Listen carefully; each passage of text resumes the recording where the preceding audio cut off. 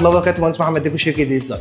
احنا موجودين فين؟ احنا موجودين في التوسعات الشماليه، بنسلم شقه جديده على نظام باقه رويال بلس. الشقه دي مساحتها 175 متر. هنتكلم عن تفاصيل الشقه بالكامل، بس قبل ما نتكلم على تفاصيل الشقه بالكامل هنتكلم ايه متطلبات العميل في الشقه دي. العميل هنا كان عايز حاجه هاديه ناعمه بس تدي طابع الفخامه. طيب تدي طابع الفخامه بدليل الخامات المستخدمه اللي موجوده معانا. تعالوا بقى نبدا نتكلم عن تفاصيل الشقه اللي موجوده معانا. هنتكلم اول حاجه على الزون. الريسبشن بالكامل قسمناه لتو زون. اول زون اللي موجوده هنا معانا مجلس عربي بكامل على الماستر سين، الجدار الموجود معانا هنا، ومعانا الناحيه الثانيه موجود معانا الداين موجوده في الجزئيه دي. يبقى كده الريسبشن اتقسم ل2 زون. هنتكلم هنا عن تقسيمه الفرش. موضوع الفرش معانا موجود هنا فكره السالب والموجب او الكتل مقارنه بالفراغ. هنا تقسيمه المجلس العربي والدايننج اصبح ان ممرات الحركه كبيره جدا، نسبه الفراغ مقارنه بالفرش اكبر بكتير، وده بيوحي بايه؟ بيدي فخامه وامتداد، بيدي شكل مريح للي قاعد موجود في الشقه. طيب الخامات المستخدمه اللي موجوده معانا في الموقع ده، معانا هنا في الارضيه الرخام وجمال. الرخام اللي موجود في الارض ده ريشيا مع القنار الكوفي براون زي ما انتم شايفين. القنار 8 سم 5 سم 2 سم، والصنعه اللي موجوده فيه ان اللحامات بالكامل مش موجود. الاهتمام بالتفاصيل. الريفليكشن اللي طالع من الرخام مؤدي معانا مع الريفليكشن اللي طالع مع الخامات المستخدمه. طيب ردينا عليه بايه؟ ببديل الرخام. بديل الرخام ايا يكن انت تتفق مع بديل الرخام او لا تتفق، ان بديل الرخام الريفليكشن بتاعه مع الرخام اللي موجود مؤدي الوظيفه الكامله معانا في التصميم. معانا الخشب الطبيعي اللي واخد قشره طبيعي مع اللون الجريش القمر ده. طيب موجود معانا برضو البانوهات بشكل القيمه اللي موجوده معانا الفيش مخدمه للمجلس اللي موجود معانا الوول بيبر برضو مدي اضاءه اندايركت. معانا اماكن الفيش اماكن مظبوطه في اماكنها الوظيفيه اللي يحتاجها العميل اثناء وجوده على الركنه او المجلس العربي الموجود. معانا هنا مكان لتاسيس التكييف. معانا المواسير في يونت التكييف طالعه الاماكن الكمبرسور اللي محددها الكومباوند. هنتكلم على الاوس اوف وتوزيعه الاضاءه اللي موجوده معانا. لو خدتوا بالكم ان احنا عاملين ليد بروفايل محدد الجزئيه اللي موجوده معانا، وبرده في الارضيه محددين بالقناه مع الليد بروفايل اللي موجود معانا. وتاسيس الماجنتيك موجود في الجزئيه دي محطوط لهدف معين ان هو يركز على الماستر سين اللي موجود في الريسبشن. وهنا جزئيه المكتبه الروتيشن 360. المكتبه بتسيرف على جزئيه المجلس وبتسيرف على جزئيه الدايننج.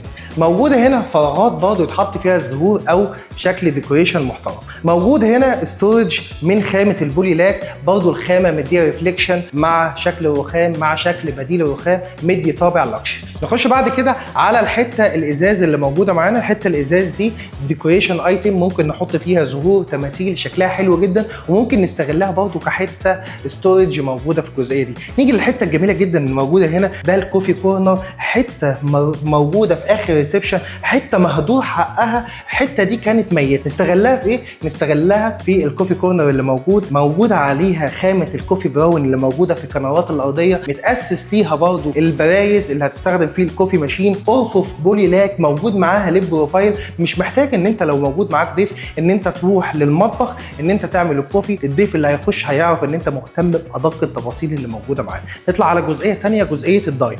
حاطين هنا مكان للسفره مع القناه متحدده فوق بشكل النجفه كريستال الجميله. معانا هنا الماجنتيك تراك اللي مدي استمراريه معانا من اول دخولك لباب الشقه، هيدي امتداد بصري جميل جدا. معانا برضو المكتبه روتيشن اللي بتسيرف على الجزئيتين. معانا في الجزئيه دي مكان للنيش، وبرضو تاسيس للسلك لو ما في مرايه للبروفايل. عندنا تاسيس السمارت بينقسم نوعين، في نظام وايرد وفي نظام الوايرلس. نظام الوايرلس بنستخدمه في الشقق المتشطبه بالكامل اللي احنا مش محتاجين لها تاسيس، ولكن نظام الوايرد اللي احنا عاملينه في الشقه دي بيحتاج للوحه وتاسيس سلوك في البدايه، بيبقى نظام امن واحسن بكتير. طب احنا متحكمين في الشقه دي بالكامل في السمارت في ايه؟ متحكمين في الاضاءات بالكامل، متحكمين في الشطر، متحكمين في التكييفات، متحكمين في الستاير بس لسه ما ركبتش.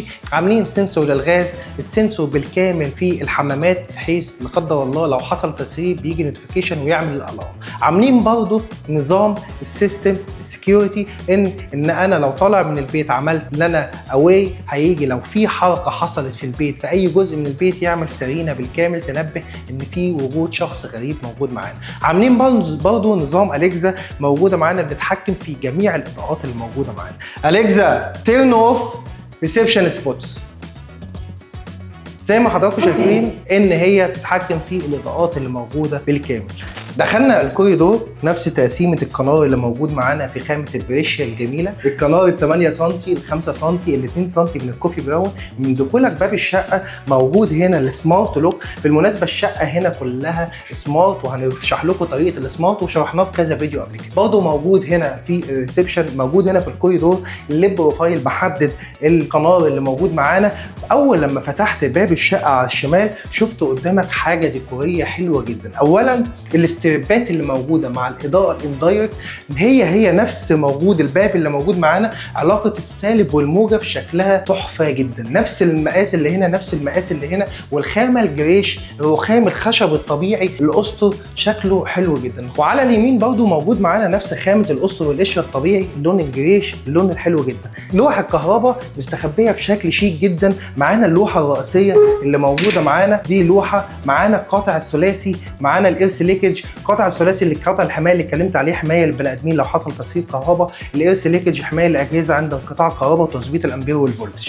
نخش بعد كده على اللوحه السمارت. بالمناسبه الشقه دي بالكامل سمارت واير، فبنأسس لها اللوحه اللي حضراتكم شايفينها دي اللي نادرا ما بتتعمل للبيت. ان كل توصيلات الكهرباء وكل توصيلات التكييفات والشطر وكل حاجه بنتحكم فيها عن طريق اللوحه اللي موجوده معانا دي. لوحه كبيره بس اوريدي ديكوريا شكلها شيك جدا مش باين. نخش على حمام الضيوف. دخلنا على الجيست تويلت. الحمام ده حلو جدا. هنتكلم في تفاصيل الحمام ده. على الرغم الحمام ده صغير، الحمام ده فيه تفاصيل كتيره جدا. هنتكلم اول حاجه خامه البورسلين اللي موجوده معانا، ده بورسلين هندي. معانا برضو هنا في خلفيه ورا خزان الدفء او ورا القاعده المعلقه ده بورسلين اسباني. احنا في كل مواقعنا ان احنا بنجلد بالكامل ونعمل خوارنا، هنا ما عرفناش نعمل كده عشان وجود الشباك. طب الشباك صغير، خدمنا عليه بايه؟ عملنا شفاط بلت ان موجود فوق الحمام. طب شوفوا بقى التفاصيل الصغيره دي. معانا هنا بورسلين اسباني، فصلنا العلاقه ما بين هنا ومعانا هنا البورسلين الهندي،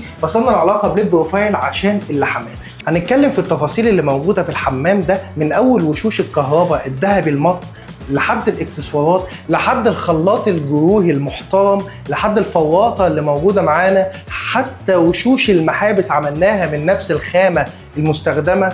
تيجي نتفرج على وش خزان الدفء برضو معمول معانا من نفس اللون اللي موجود. نخش برضو على الفواطه ووشوش المحابس اللي موجوده. حمام فيه كل التفاصيل ظاهره معاك. هنطلع بعد كده على الرخامه الاسود اسباني اللي موجوده في الحمام، تحتها الاضاءه الاندايركت لايت اللي مديه شكل مع البورسلين الذهبي الاسباني، شكله محترم جدا. دخلنا على الليفنج هنا مفتوح على المطبخ الجميل ده عشان برضو خصوصيه العميل اللي موجود. اصبح ان في ضيف، في ناس بتحب تستقبل الضيف بتاعها في الريسبشن وبقعدتهم الكامله موجوده في الليفنج. برضو الليفنج معمول معانا من الرخام الكامل، برضو نفس الموضوع القنارات الموجوده معانا. عملنا مستويين في الجبسن بورد، حددنا شكل القنار اللي موجود معانا. بالنسبه للزوننج اللي موجوده معانا هنا الركنه حرف ال، مؤسسين لمكان التكييف، مواسير الفريون طالعه لمكان الكمبروسور، والصرف رايح للحمام. شكل القشره الطبيعي اللي واخده اسطر بالجروف، شكلها حلو جدا وشيك جدا. معانا هنا نخش على الجزئيه الثانيه، معانا المطبخ القمر ده. المطبخ القمر اللي موجود معانا ده معمول معانا هنا ده من خامه البولي لاك. لو خدت بالك ان خامه البولي لاك بالكامل موجوده باللامع، مديه شكل فخامه، والخامه اللي احنا مستخدمينها مأديه معانا وظيفه التصميم ومديانا الطابع اللكشري اللي احنا بنبحث عنه. موجوده معانا هنا الكوارتز بكامل، المطبخ بالكامل، ست البيت واماكن التخزين في المطبخ. عارف انك بتهتم بيه.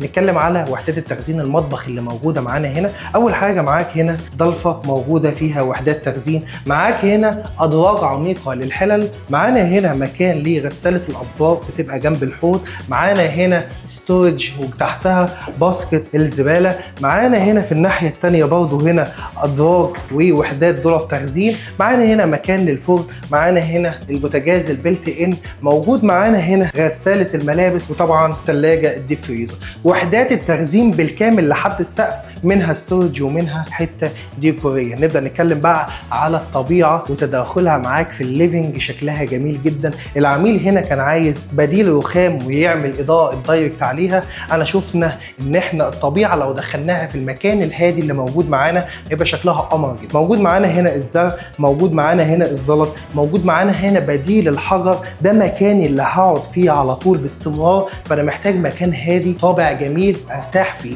معانا الناحيه الثانيه مباشره برضو من نفس خامه المطبخ اللي موجوده معانا، خامه البولي لاك. معانا هنا الاستورج بالكامل، معانا اليكزا موجوده معانا في كامل الشقه. برضو هنا تاسيس للتلفزيون، المنظومه متكامله موجوده هنا. برضو ستورج موجوده فوق، تخزين، شكلها ديكوري وشكلها قمر جدا. نطلع بعد كده على الكوريدور، ما ننساش شكل القرش، المعبره الجميله اللي مخدمه معانا في التصميم. دخلنا على الكوريدور، نفس خامه البريشة الموجوده معانا، الكلار موجود. عملنا في الكوريدور شكل البانوهات الجميل ده بتاسيس للراوتر بالاثنين قبليه، وحطينا الانتركم جنب الغرف عشان لو في حد يخبط يسمعه. معانا الديد اند في الاخر، موجود المرايه بالليد، الاضاءه الاندايركت شكلها شيك جدا. هنا كان موجود مكان للحمام، احنا لغينا قفلناه وعملنا مكان للحمام في الجزئيه دي. طب معماريا الديد اند في الاخر بتبقى مش احسن حاجه، ولكن احنا هنا حاطين المرايه ادينا امتداد بصري اللي داخل الكوريدور. ولكن تعالوا بقى نشوف احنا عملنا كده ليه وهتتفاجئوا معانا. تعالوا نخش الحمام عشان نعمل الكابين روم اللي في الحمام دي. تعالوا شوفوا الكابين روم اللي موجوده دي. معانا هنا جريلا لسه هتركب لها البورسلينه الموجوده بنفس الخامه. معانا البورسلين اللي راكب في الكابين روم ده بورسلين مط اسباني شكله حلو جدا. وموجود معانا الشاور بانل بنفس لون الاسود المطعمه في الحمام بنفس لون الاكسسوارات. الزاويه الموجوده معانا في البورسلين نفس اللون الاسود، وبرضه الاكسسوارات اللي في الكابين شاور او القطوع اللي موجود معانا الازاز نفس اللون الاسود اللي موجود معانا. نبدا بقى نبص على تفاصيل الحمام القمر اللي موجود معانا، اللون الازرق مع اللايت جراي. الحوض البورسلين نفس الخامه البورسلين اللي موجوده معانا، تحتها الوحده البوديوم من نفس نوع الخامه، البوديوم المقاوم للميه. معانا برضه موجود القعده الجراي ركه، قعده محترمه جدا. اكسسوارات بالكامل نفس لون الخلاطات ونفس لون الكابين روم اللي موجوده معانا، لونها اسود. الهاند الشطاف، وش خزان الدفل من اللون الاسود، وشوش المحابس اللي موجوده معانا من اللون الاسود، حتى السخان الفوري باللون الاسود. واستخدمنا وشوش الكهرباء من اللون الاسود. ومعانا المرايه اللي موجوده لحد السقف مديه امتداد بصري حلو جدا. نخش على الغرفه المحببه لقلبي. الغرفه دي صغيره، على الرغم ان هي صغيره عملنا فيها كل التفاصيل اللي انت عاوزها في الغرفه الفندقيه بتاعتك. من اول ما دخلنا من باب الغرفه معانا حائط دريسنج اللي موجود بالكامل. الدريسنج ده هيفي بالغرض وشكله شيك جدا وواسع جدا، وفي نفس الوقت ما خدش من مساحه الغرفه. طب عملنا الدريسنج ده ازاي؟ كان معانا في البدايه تعديل معماري، ان الحمام اللي موجود معانا كان طالع 50 سم او 60 سم، دخلناها وسويناها بالكامل عشان نعمل الدريسنج بالكامل. وكبرنا الحمام وعملنا الخامه اللي موجوده هنا من نفس خامه الدريسنج، وفي نفس الوقت فادتنا في تاسيس لمكان التكييف. تعديل معماري حول الغرفه 180 درجه. دخلنا من باب الغرفه معانا الدريسنج بكامل الغرفه مخدم، مش هيحصل في خناقه ما بين الزوج والزوجه. الدريسنج كبير جدا يا زوج، انت خدت مساحتك الكافيه في الدولاب. معانا على الجزئيه اليمين معانا مرايه ليد تاتش، اصبح ان انا لو طالع بلبس شايف نفسي شكلها شيك جدا. خدمنا على الجزئيه اليمين باستريبات الخشب الطبيعي من نفس لون خامه الحيطان اللي موجوده معانا. هنا موجود التلفزيون في الجزئيه دي، وبرضه موجود هنا تسريحه المدام. ظهر السرير اللي موجود هنا نفس خامه القشره الطبيعي، حاجه هاديه، نفس خامه القشره اللي موجوده ونفس خامه الدريسنج. موجود معانا هنا السرير، 2 دلايه تحت الكومود، طبعا ديفيتر. موجود معانا اضاءه اندايركت مقسمينها لجزئين، والنجفه منوره الغرفه بطريقه شيك جدا. نخش على الحمام اللي موجود معانا. عملنا هنا باب منطبق عشان يسيرف معانا ونفتح الباب ما بقاش فيه اي مشاكل. نخش على الحمام الشيك اللي موجود معانا ده. استخدمنا في الحمام ده بورسلين هندي بكامل الحمام، ونيجي نتفرج على الجمال اللي موجود معانا. نوعنا هنا بشكل الحوض البورسلين من خامه تانية اللايت جراي بتاعه الحمام التاني، مديه شكل حلو جدا. معانا الخلاط الذهبي الركه، معانا موجود المرايه الداميه اضاءه اندايركت مديه اتساع في الحمام. نخش على القعده، بس قبل ما نخش على القعده نركز على الاكسسوارات اللي موجوده في الحمام بنفس اللون، بدءا من الخلاط الذهبي الركه ونطلع على الفواطه والقبس اللي موجوده والمناديل بنفس لون الحمام بالكامل، شكلها شيك جدا. القعده اللي موجوده معانا قعده ديورافيت نفس لون خامة الحوض البورسلين اللي موجودة معانا. نطلع على الجاكوزي اللي موجود في الحمام. على الرغم من الحمام مساحته ضيقة، ولكن احنا حاطينه فيه جاكوزي يسيرف على الغرفة الفندقية اللي موجودة معانا. ومش عايزين ننسى الوحدة البوديوم من نفس خامة البورسلين اللي موجودة معانا. الدريسنج مش مجرد مقاس بتاخده على الحيط، ده مساحة وتخزين انت بتصممهم طبقا لرغبات العميل. الدريسنج اللي موجود معانا ده فيه 3 دواليب. تعالوا نبدأ كده ناخد اول جزئية موجودة معانا، الجزئية العلاقات باكسسوارات الساعات بعلاقات البناطيل. هتلاقيها برضو نفس الموضوع في الجزئية الثانية، وهتلاقي في الجزئية الثالثة اهتمينا بالملابس اللي بتطبق والاكسسوارات اللي موجودة معانا.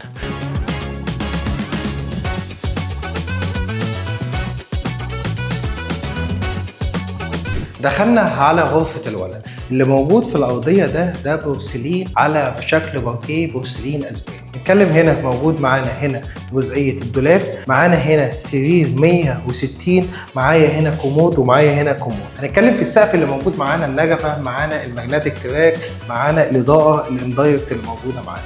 قدامنا في الناحية التانية هنا مكان للتلفزيون وتأسيس منظومة التلفزيون بالكامل، وموجود مكان للتكييف، وموجود هنا تسريحة لو هي موجودة. اللي احنا استخدمناه هنا برضو الخشب الطبيعي بالاستربات اللي موجودة مع شغل الفلات. ورا السرير برضو استخدمنا خامتين من لونين مختلفين، الاستربات مع الاضاءه الاندايركت اللي ورا السرير. هنا احنا ممكن نستخدم السرير فلوتنج لان احنا مش محتاجين ظهر السرير يخبي الجمال اللي موجود معانا. نطلع على غرفه الاولاد.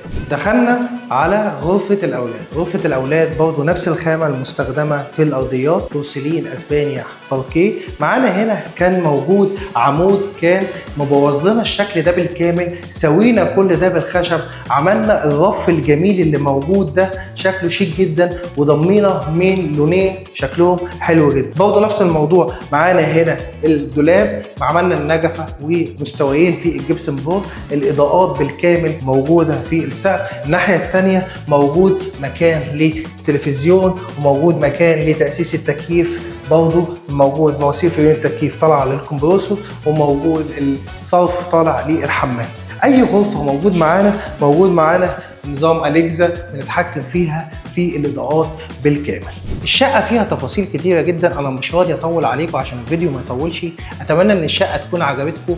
للاستفسارات والتواصل ابعت لنا رسائل على الصفحه او سيب لنا كومنت. قسم التعاقدات هيتواصل معاك مباشره ويبعت لك كل التفاصيل.